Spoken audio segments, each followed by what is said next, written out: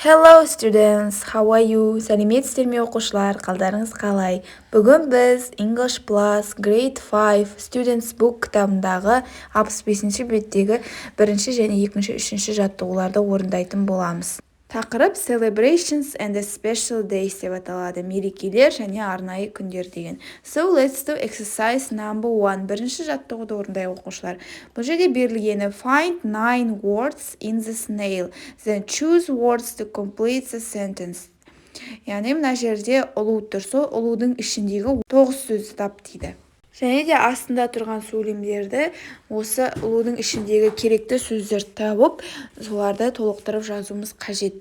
Ендеше бірінші сөйлемді оқиық. We a party on New Year's Eve. Жаңа жылда бізде, яғни party, кеш болады деген. Бұл жерде have сөзін қоямыз. We have a party on New Year's Eve.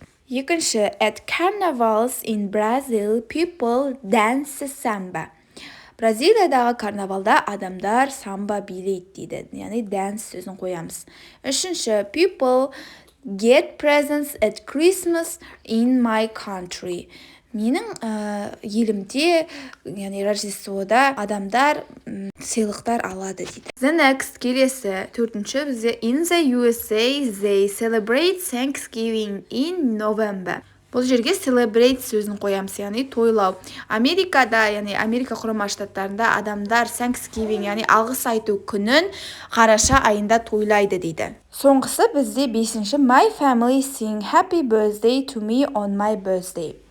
Менің туған күнімде менің отбасым happy birthday, яғни туған күн әнін шырқайды, айтады дейді.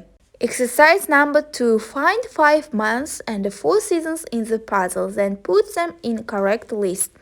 Яғни мына пазлдан 5 айды және де 4 жыл мезгілін тап дейді.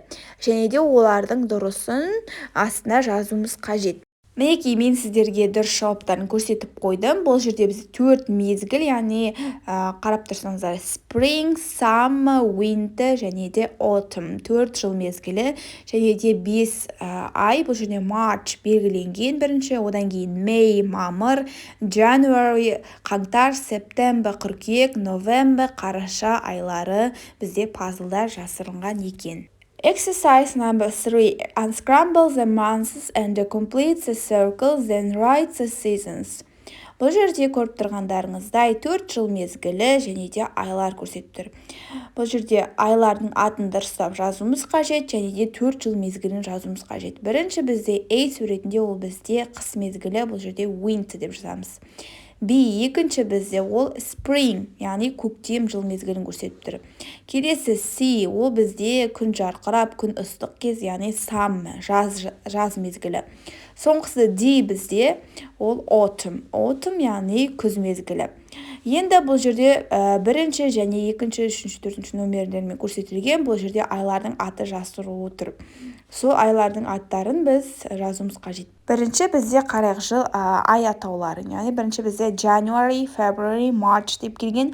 March, яғни наурыз айынан кейін бізде сәуір айы келеді. Ол бізде April, ол бізде сәуір. Келесі May, одан кейін бізде June.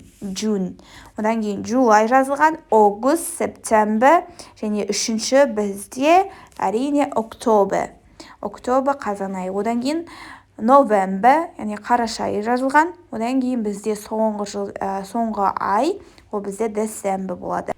Оқушылар, бүгінгі сабақ сіздерге түсінікті болды деп ойлаймын. Тек қана бар жоғы 3 жаттығуды орындадық. Сіздерге сабақ ұнаған болса, лайк басып, комментария қалдыруды ұмытпаңыздар. Каналыма тіркеліп кетіңіздер. So that's all students. Thank you for watching my video. See you next time. Goodbye.